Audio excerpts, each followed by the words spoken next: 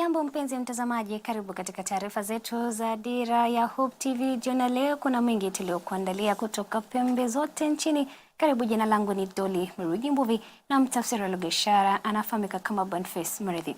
Na waziri wa kawi na umeme Davis Churchill amekiri kuwa ni aibu kubwa kwa umeme kupotea mara kwa mara nchini, hasa inapoathiri shughuli za kawaida katika uwanja wa ndege wa JKIA. Akihutubia wanahabari hii leo, Churchill alisema kulitokea ukosefu wa umeme usiku wa jana baada ya laini ya umeme ya Kisumu Muhoroni kulemewa na usambazaji wa juu wa umeme zaidi, kwani idadi ya Wakenya wanaotumia umeme sasa inazidi kukua kwa kasi, ilhali serikali haijaweka mikakati ya kuhakikisha usambazaji wa kutosha. Na kama anavyoarifu mwanahabari wetu Alice Deana, Churchill alihakikishia nchi kuwa hatua zinazolenga kuzuia kupotea kwa umeme kwa siku zijazo zimewekwa. Kufuatia uhaba na kupotea kwa umeme katika karibia maeneo yote nchini usiku wa kuamkia leo na leo asubuhi katika baadhi ya maeneo, serikali imejitetea vikali kutokana na kisa hicho ambacho kimekashifiwa kwa asilimia kubwa ya Wakenya hasa mitandaoni. Katika kikao na wanahabari hii leo, waziri wa kawi na umeme Davis Churchill alisema kulitokea ukosefu wa umeme usiku wa jana baada ya laini ya umeme ya Kisumu Muhoroni kulemewa na usambazaji wa juu zaidi. At that particular time, 7:33 p.m., the Kisumu Muhoroni 132 power line tripped, arising from some system constraint. Like I've mentioned, it was having to carry 149, which it could not bear because it is designed to carry 80 megawatts. The loss of the Kisumu Muhoroni line led to sudden increase in power flow on the Juja-Lesos Muhoroni link, leading to overload at Olkaria, transformer, Dandora, Juja, transformer links. This led to a cascade of generation drips, resulting in widespread power outages. Churchill aliandamana na baadhi ya viongozi katika idara mbalimbali za kawi na umeme. Aliongeza kwamba kukatika kwa umeme mara kwa mara nchini kunasababishwa na changamoto mbili kuu ambazo ni uzalishaji wa umeme kutokana na ukosefu wa maji na kutowekeza katika mtandao wa kusambaza umeme. We have challenge of generation. For a while we did not have enough rains and we were very down on the hydrology in Masinga. In fact, we have not started generating out of Masinga to date in spite of the heavy rains. We are generating only out of Kamburu, Kitaru, Kindaruma, and Kiambere. For good reasons why we have not started pushing Masinga, because of the challenge of maybe flooding in Garissa. But for a long time, we have not generated out of Masinga because there was not enough water. It was down completely. But having had the rains, and when we can generate now out of Masinga, the transmission constraint is a challenge.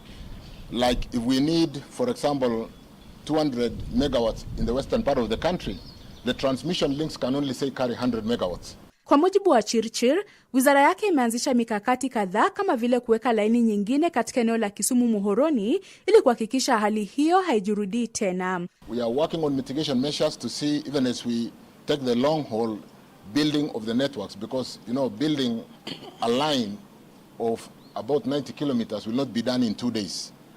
We will work with the engineers to see the mitigation interventions that will relieve the overvoltage or the capacity of the lines so that we are able to have alternative routes to be able to support the network. Awali, kupitia mtandao wake wa kijamii, waziri wa uchukuzi Kipchumba Murkomen alitaka idara ya usalama kuanzisha uchunguzi kuhusu kufeli kwa jenereta katika uwanja wa ndege wa JKIA kila mara umeme unapopotea kote nchini, akidai kuwa huenda kuna njama fiche ambayo inaendelea. Kupotea kwa umeme kote nchini hapo jana ni kwa hivi punde zaidi, hasa baada ya kisa sawia na hicho Novemba 11 na Agosti 25 mwaka huu, huku suluhisho likionekana kuwa ndoto ya mchana kwa serikali ya Kenya Kwanza. Alice Deana, Dira ya Hope TV. Shukran sana Alice Deana kwa taarifa hiyo. Na Wakenya wanatarajiwa kujumuika katika bustani ya Uhuru Gardens jijini Nairobi hapo kesho Jumanne kwa kuadhimisha maadhimisho ya 60 tangu Kenya ilipojitawalia uhuru kutoka kwa uongozi wa mkoloni.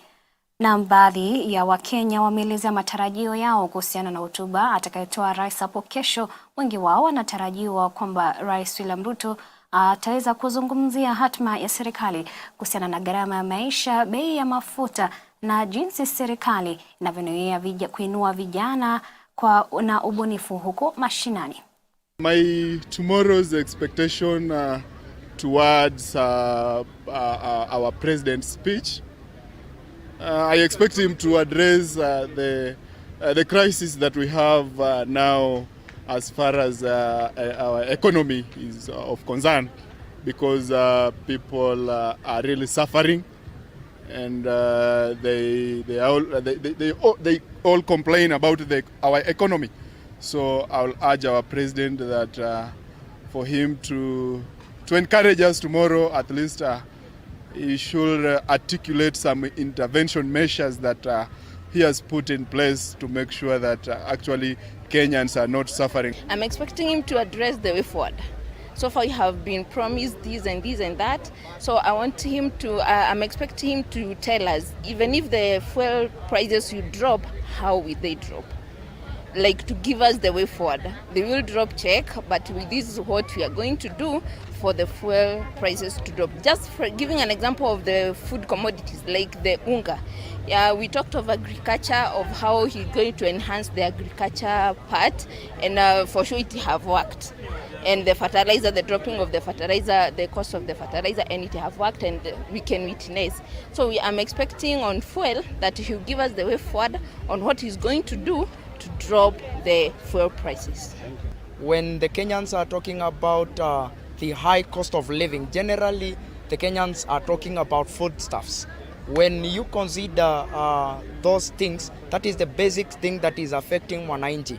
Yes, we don't disagree with the matters to do with houses and all those factors that he is talking about, infrastructure and all other matters affecting our economy. But basically, if he can address the matter to do with foodstuff and any other basic commodity that Mwananchi uses on daily basis, then he will be able to accommodate Mwananchi who is at the lower levels. Well, my main expectation for the president tomorrow, na expect pia ongelele mambo ya how he's going to reach out to the youth in the rural areas, because we find that most investors in the rural areas have no platforms. So we're expecting him to address how he's going to reach out to the youth even in the rural areas, and of course he's going to address on inflation, because we know that the cost of living has gone up, and the only stagnant thing that is there is the salary, and of course what opportunities is going to offer to the youth. Na serikali imeongeza mgao wa basari chini ya hazina ya maendeleo ya maeneo bunge CDF ili kuhakikisha kwamba wanafunzi wanaweza kusoma vizuri. Anajiri kufuatia kutiwa saini kwa mswada wa hazina ya serikali ya kitaifa ya maendeleo ya maeneo bunge ya marekebisho kwa sheria na Rais William Ruto siku ya Jumatatu. Hatua inayotarajiwa kuwezesha wanafunzi kuendelea na hata kukamilisha masomo yao. Mwanahabari wetu Grace Hati ametuandalia taarifa hiyo. Katika jitihada za kuhakikisha kuwa wanafunzi nchini wanaendelea na masomo yao bila misukosuko, serikali ya kitaifa imeongeza mgao wa fedha za basari za hazina ya CDF kwa 5%. Haya yanajiri baada ya Rais William Ruto kutia saini mswada wa hazina ya kitaifa ya maendeleo ya maeneo bunge kuwa sheria katika ikulu ya Nairobi, siku chache baada ya wabunge kugoma wakisisitiza kutolewa kwa fedha hizo kabla ya shule kufunguliwa Januari. Akizungumza baada ya kuidhinisha mswada huo kuwa sheria, Rais alidokeza kuwa fedha hizo za ziada vilevile zitahudumia mpango wa lishe shuleni, haswa katika maeneo yaliyokumbwa na ukame.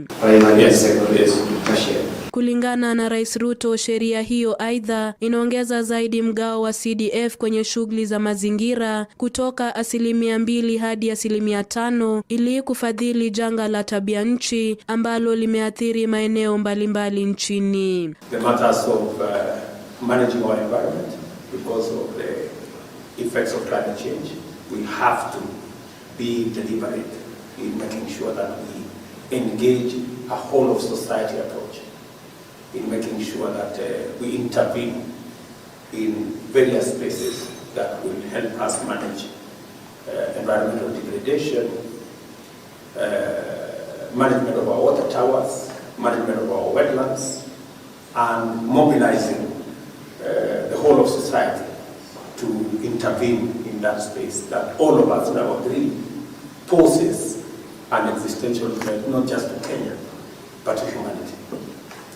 Kando na hayo, sheria hiyo vile inaanzisha mgao wa 3% wa hazina ya vituo vya kidijitali vya maeneo bunge, ambapo serikali imebainisha kwamba vituo hivyo ni muhimu katika kuwezesha vijana kupata ujuzi ili kukuza uwezo wao wa kuajiriwa. The ICT hubs that will come as a result of this intervention will give millions of young people across Kenya an opportunity in the digital space. And I'm very happy that these pieces of legislation were actually passed in a bipartisan manner in Parliament. I think that's very commendable.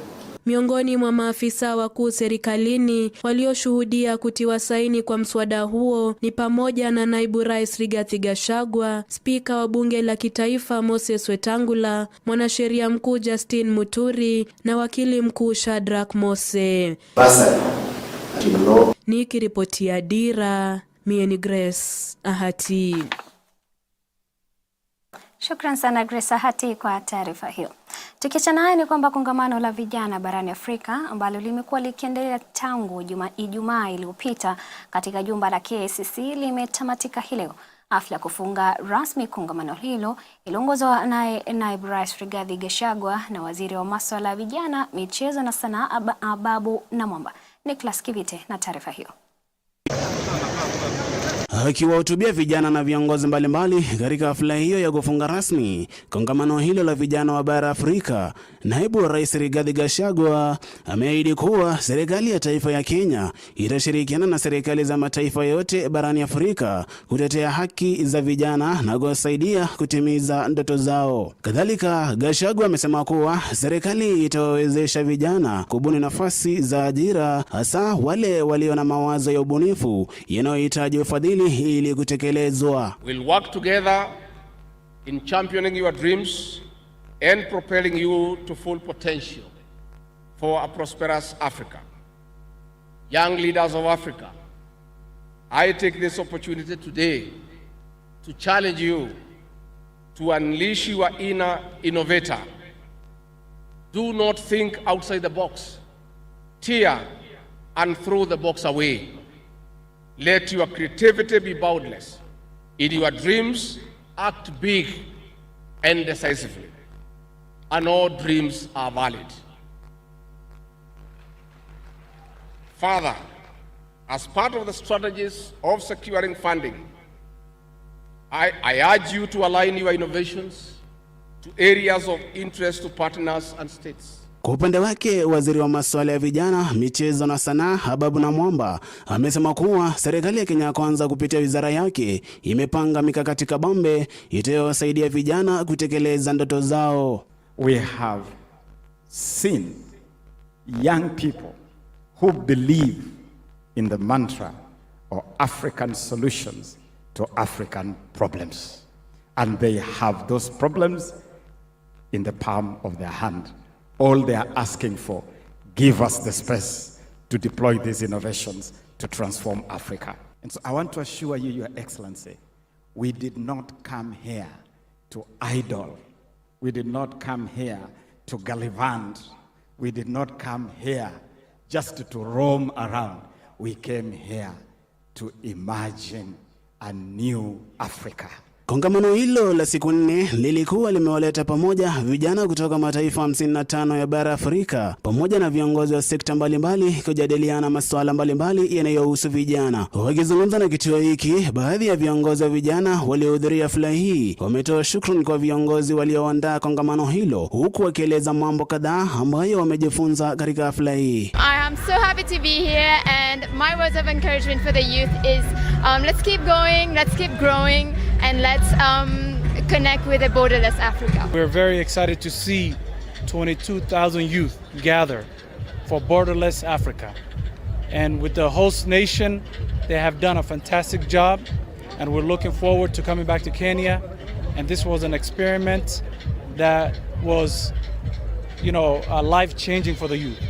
So the hope I'm hoping that after this event that we continue to provide resources and opportunities for our youth so that they can thrive. Kati ya masuala yaliyojadiliwa katika hafla hiyo ni pamoja na jinsi vijana wanavyoweza kujikuza kupitia njia za kidijitali, tasnia ya ubunifu, biashara isiyo na mipaka na jinsi viongozi wanaweza kuwapa nafasi vijana wa bara Afrika kuonyesha talanta zao. And therefore I'm so happy that you are sharing this platform with the rest of African youth.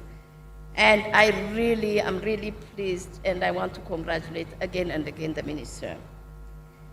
I'm also deeply inspired by the transformative discussions and rich insights that have emerged from this Youth Connect Africa Summit over the last 4 days.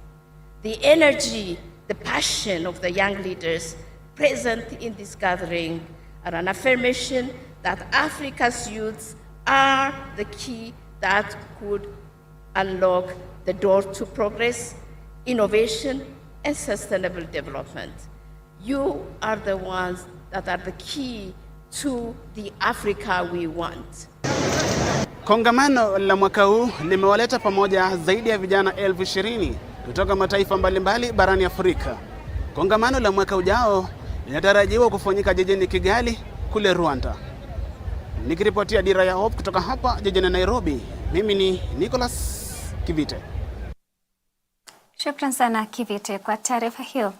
Na sasa tuelekee kule kaunti ya Kwale ambako familia moja kutoka eneo bunge la Lungalunga kaunti hiyo inaomba usaidizi ili kuwawezesha kulipa bili ya hospitali ambayo imewazuia kumzika mpendo wao. Mwanao Abel Peter mwenye umri wa miaka 28 aliaga dunia katika hospitali kuu ya mafunzo ya rufaa ya Pwani mnamo Novemba tarehe 9 baada ya kukaa kwa siku 10 katika chumba cha wagonjwa mahututi ICU kufuatia ajali iliyosababishwa na mvua kubwa inayoendelea kunyesha Oktoba tarehe 31.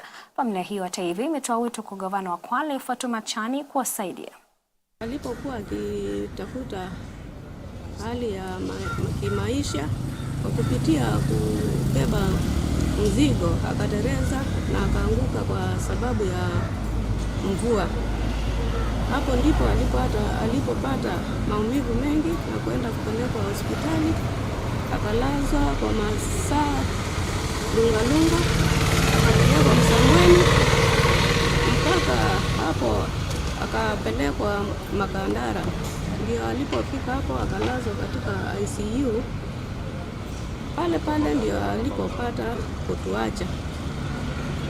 Sasa kwa kupitia haya yote nimepata changamoto nyingi sana kwa sababu ya ukosefu wa hali ya fedha ili kutoa mwanangu kwa mochari na kwenda kumstiri. Tumekuwa na changamoto nyingi hususan ya kifedha kulingana na familia yenyewe jinsi ilivyo ya hali ya chini. Mwanzo kabisa tunapoongea kuhusu El Nino imeweza kusomba vitu vyote vya ile familia ambavyo walikuwa wanategemea wangeweza jisaidia navyo, na licha hivyo pia hata kama mapato yako chini tumeweza kujizatiti kwa kila inadi kuweza kuhakikisha kwamba tunachanga kwa ajili ya huyu kijana kuweza kupunguza bili yake na kuweza kuzika. Tunaambia gavana wa Mombasa na Rais William Samoei Ruto, hawa watu walioumia ama wale walio hospitali na wale walioaga, mfanye haraka iwezekanavyo mili ile iweze kutolewa hospitali, na familia zile zisiweze kutoa hata shilingi moja kwa sababu serikali ilitenga pesa kwa hali kama hii. Na hoteli nyingi katika eneo la Pwani hasa Mombasa zinajiandaa kwa msimu wa kilele wa utalii huku likizo za Krismasi na mwaka mpya ikiwadia. Wamiliki hoteli wanasema usafiri wa ndege umesababisha ongezeko la mashirika ya ndege ya kimataifa kutoa moja kwa moja katika uwanja wa ndege wa kimataifa wa Moi, jambo ambalo limechangia kuongezeka kwa idadi ya watalii eneo la Pwani. Serikali ya kitaifa hata hivyo imewatakiwa kupunguza gharama ya umeme, maji na tozo zingine ambazo zinasemekana zimeathiri vibaya mapato ya kaunti hiyo. However, despite this light gains, inevitable challenge in the tourism sector makes the hotel business more difficult, especially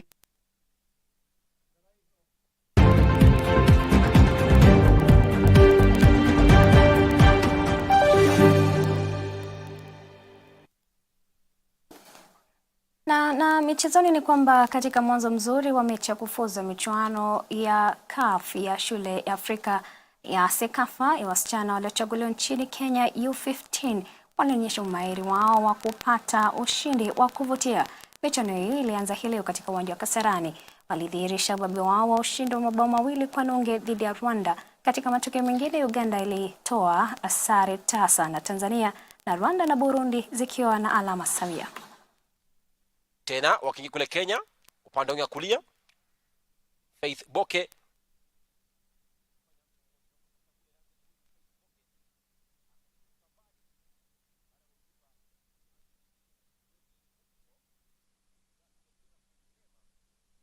Kwingineko ni kwamba wachezaji wa zamani wa Harambee Stars Paul Mungai Kiongera, Wilson Obungu Oburu na David Kingatua leo asubuhi walikuwa miongoni mwa makocha 28 wapya ambao wamefuzu kwa leseni ya ukocha ya CAF cha. Mpango huo wa wiki 5 uliendeshwa na mwalimu wa CAF FKF Twahir Mohidin na Zedekayo Tieno Kumbaraki kaunti ya Mombasa, aliyekuwa mkufunzi wa Bandari FC na sasa Sofapaka FC. Wilson Obungu alikuwa mmoja wa makocha hao, akitoa wito kwa wachezaji mahiri wa zamani kujiandikisha katika programu za ukufunzi ili kusaidia kuchangia na kupeleka kandanda ya Kenya katika ngazi nyingine. Kila aina ya watu, tuna former players, tuko na coaches wa clubs kutoka kwa different tiers. Kuna watu wako county, kuna watu wako NSL, wengine wako division 1 ambao wamepata hii nafasi. Na kama federation hii nafasi inapatiwa ili kuweza kuboresha mpira wetu wa Kenya. Tukitoa mfano, makoches hawa majority ndio wale ambao wamesaidia hawa vijana wetu tunaona ambao walikuwa kwa Sekafa under 18. Wanatusaidia mashinani kukuza hivi vipaji, na hivi vipaji saizi mchezaji akiwa from seme 17 mpaka 23, huyo ni hot cake, ambao ndo mchezaji ambao ana future na ana miaka mingi katika mpira wetu. Tuna matumaini makubwa kwamba tutakuwa na mabadiliko huko uendako katika kazi zao, na timu yetu ya taifa tumeona jana imefika fainali ya vijana chini umri wa miaka 18. Imeonyesha kwamba talanta zipo Kenya, lakini ilikuwa hawapati, naweza kusema, mafunzo yale ya sawa. Ndio shirikisho letu tangu ingie mamlakani mwaka 2016, shabaha yake kubwa ilikuwa ni elimu wa wakufunzi wetu. Ilikuwa ni vuta ni kuvute na mashule, sababu pale mpira wetu ndio unaanzia, yani chipukizi na chekechea, na hiyo huo umri ndio unaotakana wapate yani mafunzo ya kitaalamu. Naam, ni haya tutuliza kuwa nayo mpenzi mtazamaji. Shukrani za dhati kwa kutegea taarifa zetu na pia kwa leo tuweza kufanikisha taarifa hizi hadi hapo kesho panapo majaliwa. Jina langu ni Dolly Mwirigi na Boniface Murithi amekuwa ni mtafsiri wetu katika lugha ya ishara. Kuwa na usiku mwanana.